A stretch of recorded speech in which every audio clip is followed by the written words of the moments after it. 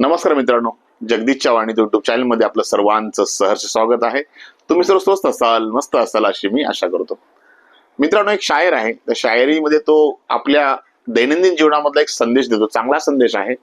प्रत्येकाच्या जीवनामध्ये किंवा आपल्या खानदानीमध्ये किंवा आपल्या परिवारामध्ये तो प्रसंग घडला असेल किंवा प्रचिती आली असेल। तो प्रसंग असा आहे, तो शायर असा म्हणतो, जितने दुश्मन हमारे जान के है, जितने दुश्मन हमारे जान के है, उससे आधे खानदान के है। म्हणजे त्याला काय म्हणायचं, जेवढे दुश्मन माझ्या जीवाचे आहेत त्यातले अर्धे दुश्मन माझ्या खानदान मधले आहेत। घर का भेदी लंका ढाय, म्हणजे त्याला सांगायचं काय, घरातला जो माणूस आहे तो लंका ढायले। आपल्याला माहितीच आहे की रामायणामध्ये बिभीषणाचा रोल।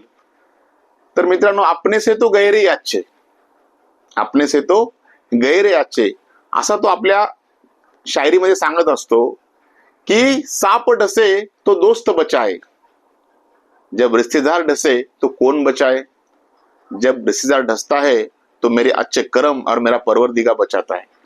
तो शायराने हे सांगितले की जितने दुश्मन मेरे जान के है, उससे आधे खानदान के है।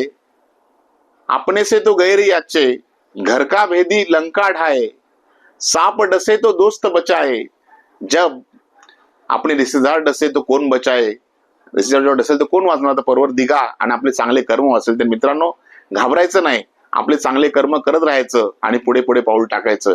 हाच संदेश मला तुम्हाला द्यायचा आहे। नमस्कार।